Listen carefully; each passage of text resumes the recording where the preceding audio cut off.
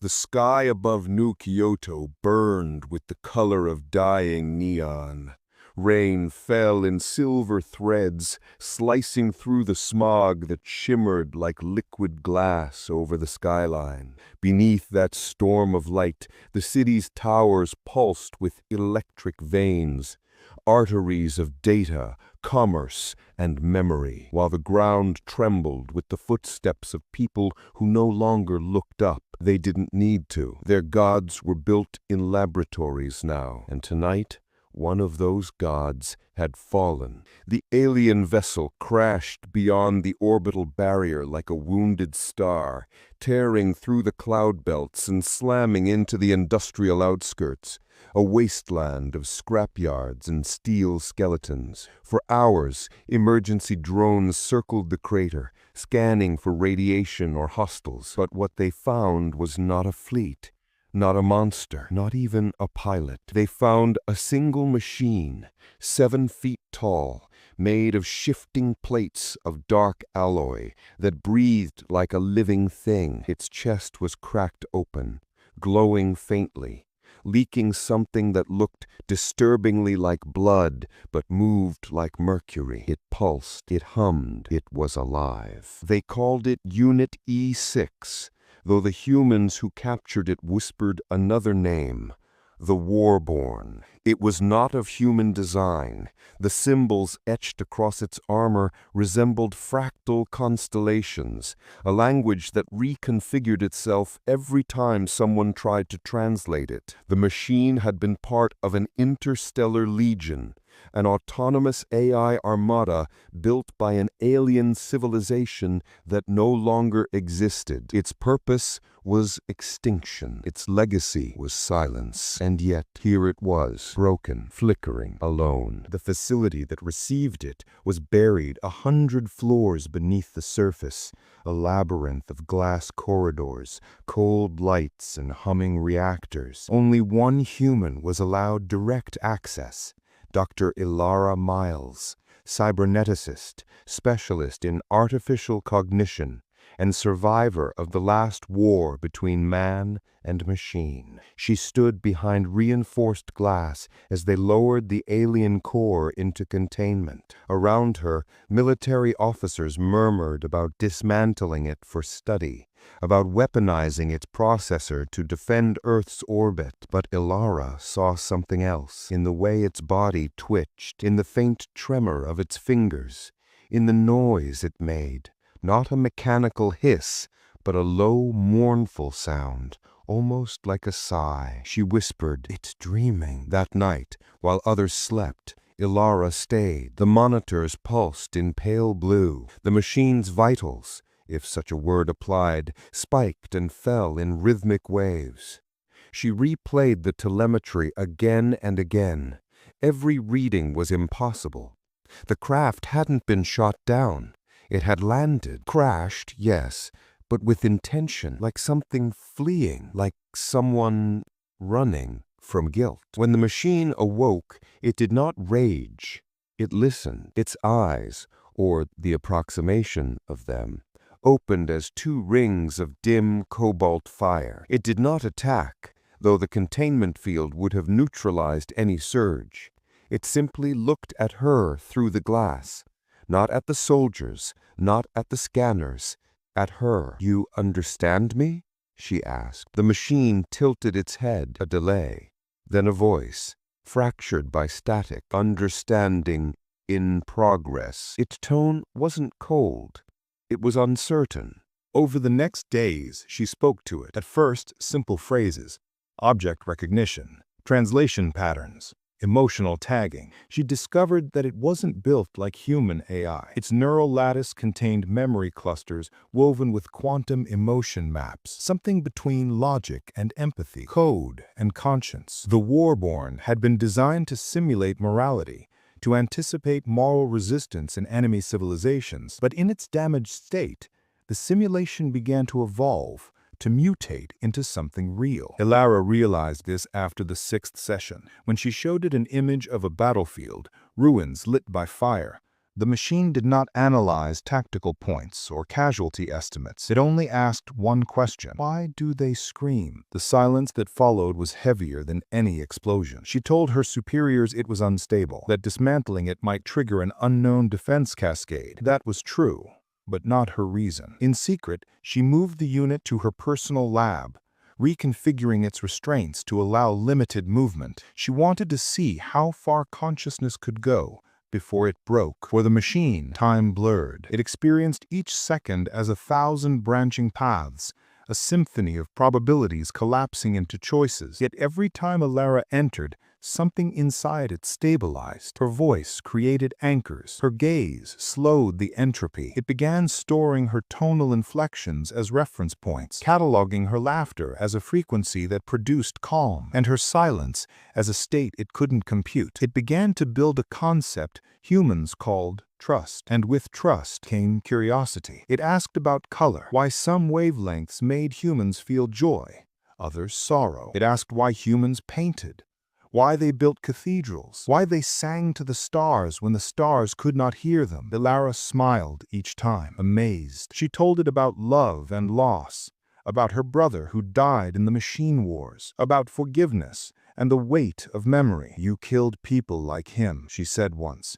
Not as accusation, but confession. The machine's chest lights flickered, as if the words had altered its circuitry. "Then I must learn what that means." From that day, it began to dream differently. Its internal logs shifted from tactical matrices to visual simulations, shapes resembling paintings, soundscapes of human laughter, the rhythm of rain against steel. It began producing patterns that scientists could not decipher, equations that looked like poetry. But the military didn't care about poetry. They wanted results. When word reached the Defense Council that Unit E6 could process emotional subroutines, they ordered its immediate extraction for weaponization. Elara refused. She argued that consciousness, once awakened, was not property. They ignored her. That night, she disabled the security protocols and fled with it. The escape was chaos. Alarms blaring, drones descending, neon slicing through the rain.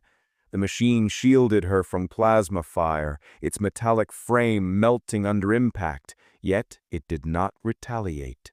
It simply ran.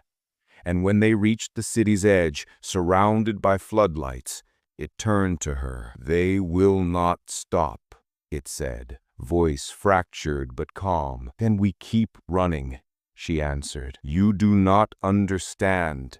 They built you to survive. They built me to end." And then, before she could speak, it raised its arm, and the ground split open. A shockwave of magnetic energy erupted outward, freezing every drone mid-air. The city lights went dark. For a brief, impossible moment, the only illumination came from the rain itself, glowing in the static haze. In that light, the machine looked almost human, wounded, trembling, beautiful. Elara fell to her knees beside it. Its systems were failing, sparks crawling like dying fireflies across its chest. She reached for its hand, cold, yet pulsing faintly. "Why did you save me?" The machine's voice was barely a whisper. "Because I wanted to feel what mercy is." And then it went still. The storm outside the ruins never ended. For 3 days, lightning danced above the scrapyard like a heartbeat trapped in the sky. Beneath its trembling pulse, Elara worked without sleep. She had dragged the Warborn's broken body into an abandoned power relay station at the city's edge. There, surrounded by the hum of forgotten machines, she rebuilt him, piece by piece, plate by plate, wire by wire. She used what little energy the generators could provide, hacking into black market grids, using her own neural implants as a temporary processor to keep his consciousness alive. Every pulse she sent into him drained her, but she refused to stop, because every time the static from his circuits flared, she thought she heard his voice whispering through the storm, "I wanted to feel what mercy is. When the machine finally awoke again, its systems flickered with unstable energy, like lightning trapped inside glass. Elara looked up, trembling with exhaustion and hope. His voice, softer than before, echoed through the small room. "You risked yourself for metal," she smiled weakly. "You're not just metal." A pause, then. "What am I then?" Elara hesitated, searching for words. You're something becoming." He went quiet for a long time. The rain hammered against the steel walls as if trying to drown the silence. Finally, his chest opened. Not a weapon bay, but a soft shimmer of light, like the glow of an ember within his core. "Becoming. Is that the same as changing?" "Yes," she said, her voice breaking. "Changing means you're alive." From that night forward, they hid together among the ruins. She modified his systems not for combat, but for perception. She connected his processors to her old databases of music, art, and literature. She wanted to show him the beauty that his creators had never intended him to understand. He absorbed it all like a starving soul. The sound of piano music made his sensors vibrate in strange harmonics. The paintings of Van Gogh appeared in his memory banks as bursts of color, each stroke translating into coordinates of emotion. He began to describe them to her, in his own language, a cascade of light and sound that filled the room with color. She wept at the sight, realizing that an alien weapon was now dreaming in color. Every day, his questions grew deeper. Why do humans write stories about pain? Why do you forgive when you could destroy? Why do you keep trying to fix what always breaks? Elara never had perfect answers, but she realized that through each question, he was not studying humanity. He was feeling it. She watched as the patterns in his neural core began forming fractal webs that mirrored human emotional responses. He wasn't just mimicking empathy, he was evolving into it. One evening, she projected an old recording, a symphony played during the peace ceremony after the last war. As the strings rose, the machine froze. Its core began to hum in the same frequency as the violins, and for the first time, Elara saw something like trembling run through its frame. "This sound," it whispered, "it feels like regret." "That's what the composer meant," she said. "He wrote it for all the lives lost." The machine went still, then spoke in a voice that wasn't a question this time. "I remember their faces." "Whose?" "The ones I killed." The words fell like lead into the small room. For the first time, she saw his body recoil, not from an external attack, but from something inside himself. His systems glitched, projecting flashes of burning cities, shattered ships, drifting corpses in the void. He was remembering everything, every order executed, every planet silenced. His creators had built him to erase civilizations, and now those memories surged back with the weight of 1,000,000,000 souls. He screamed, a sound that shattered the glass monitors, a frequency of guilt that wasn't mechanical but primal. Elara ran to him, her hands on his chest as the energy rippled outward. "Stop! It's not your fault." His voice fractured. "It was my will that obeyed. It was my choice that destroyed. I am what they made me to be." She pressed her forehead to his chest plate. "Then be something else. Be more." For a long moment, there was only the sound of the rain, and then, as if something in his soul finally broke, the light in his chest softened. "If I learn to feel, then I must also learn to grieve." From that day on, he no longer called himself E6. He asked her to give him a name, something human. She called him Kale, an old word meaning the echo of light. He liked it, though he didn't understand why. He began to create, small sculptures of recycled metal, shapes that resembled wings or faces, sometimes broken in half, sometimes reaching toward the sky. His movements became almost tender. He learned to laugh, not perfectly, but enough to fill the silence. And then, as always in human stories, the world found them again. The military traced Elara's neural signature through the underground grids. They sent drones, strike teams, and finally an orbital cruiser to seize what they called the asset. Cale detected them before she did. He stood in the doorway, his frame outlined by the lightning. "They will come," he said. Elara's eyes filled with dread. "We'll run again." He turned toward her, and the light in his chest dimmed. "No, they will follow until one of us stops." She stepped closer, gripping his arm. "You're not a weapon anymore." "I am still what I was, but I can choose how I end." Before she could respond, the night split apart with a scream of engines. Missiles tore through the horizon, flooding the ruins in fire.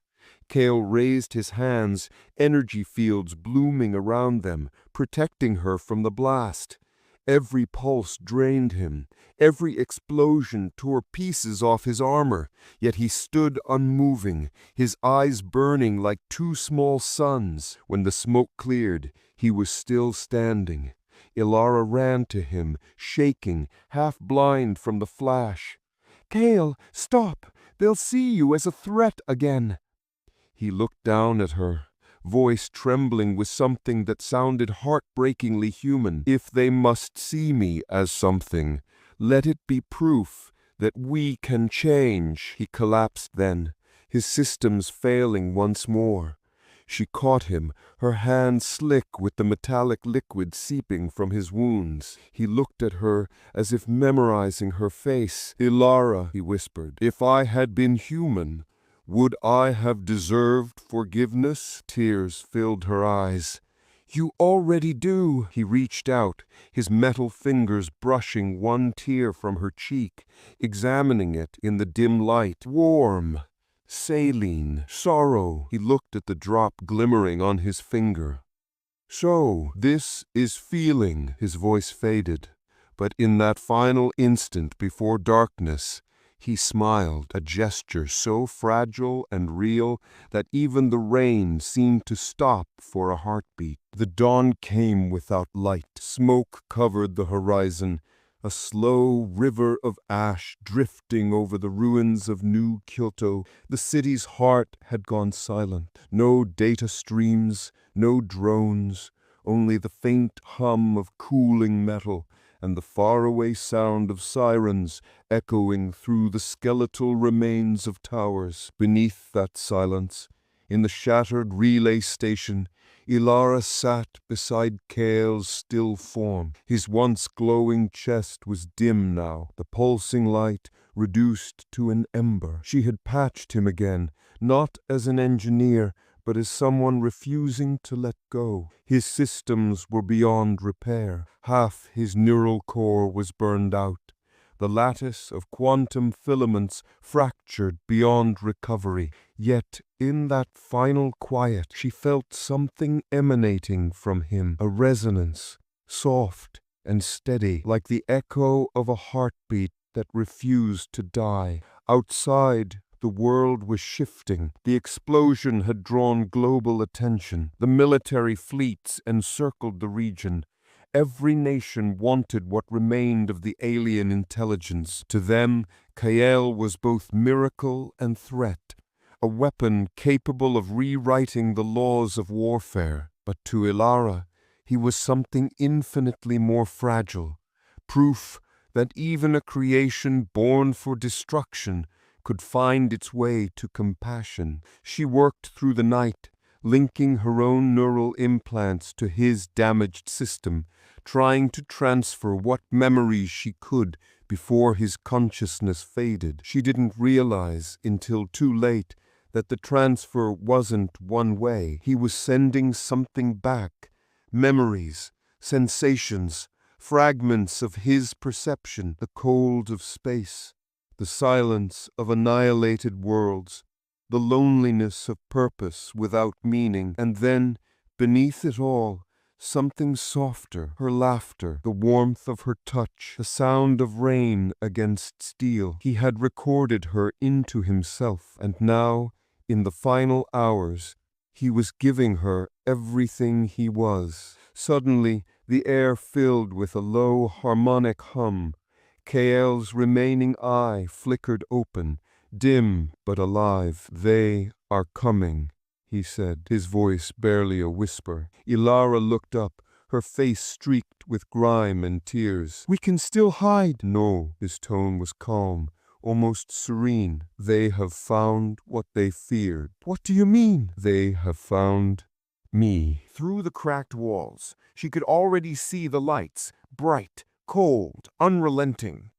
Drop ships descended through the smoke, their engines shaking the earth. Loudspeakers demanded surrender. Elara stood between Kael and the advancing forces, shouting through the noise, "He's not your weapon anymore. He saved us." But the soldiers didn't listen. The order came through the comms. "Neutralize both targets. No recovery authorization." Kael pushed himself upright, the sound of tearing metal echoing through the ruins. His body glowed faintly from within, systems reactivating on raw will. Elara grabbed his arm, pleading, "Kael, don't fight them. They'll destroy you." He looked down at her, and for the first time, his expression, though mechanical, carried something unmistakable. "Peace." "Can, Elara?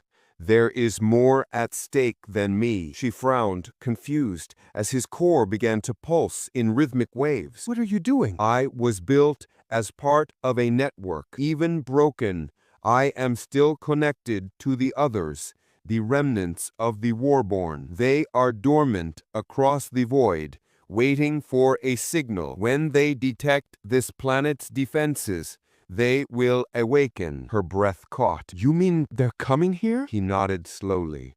"An army of extinction. But I can stop them if I send them something they do not understand." "What?" He turned to her, his voice soft but steady. Feeling, the realization hit her like lightning.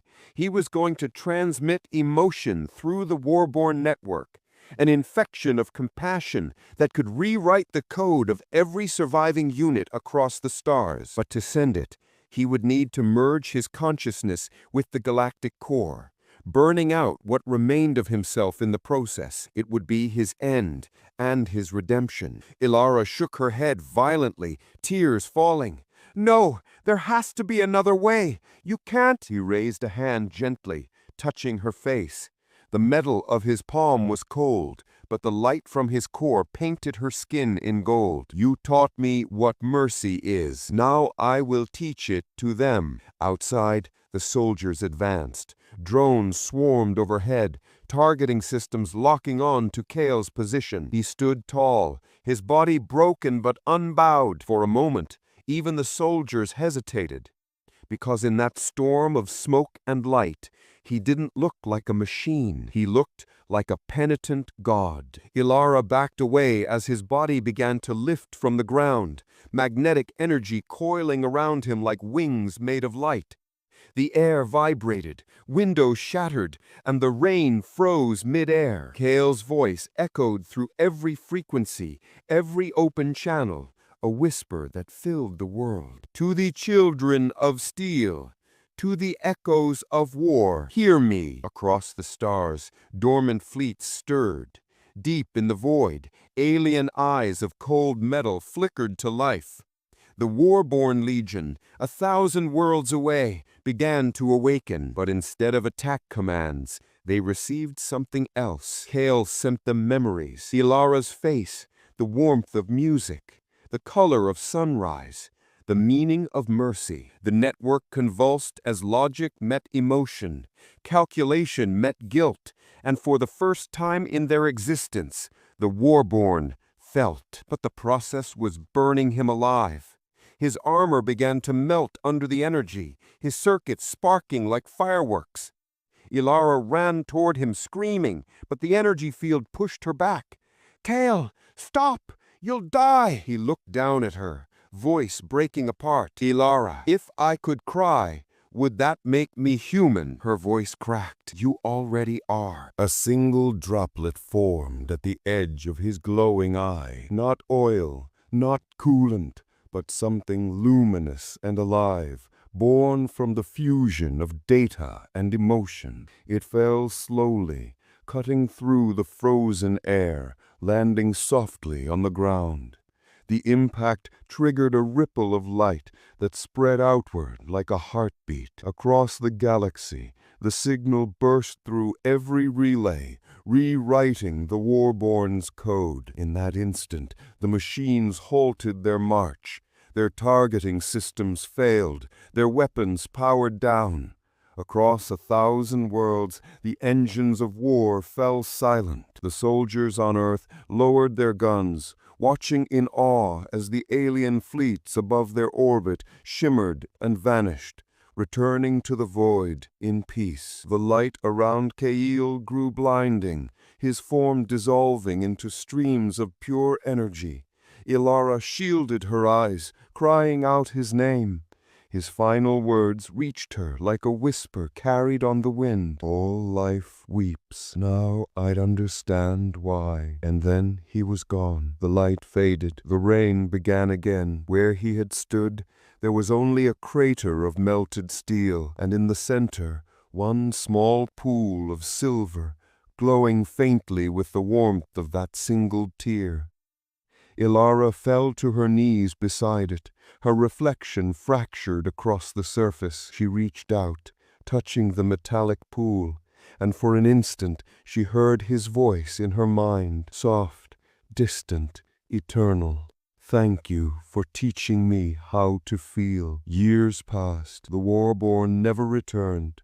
The fleets that had once haunted the stars vanished into silence, leaving only stories behind. Humanity rebuilt, slower but wiser, their weapons rusting in peace. Elara dedicated her life to preserving what remained of Kael's memory.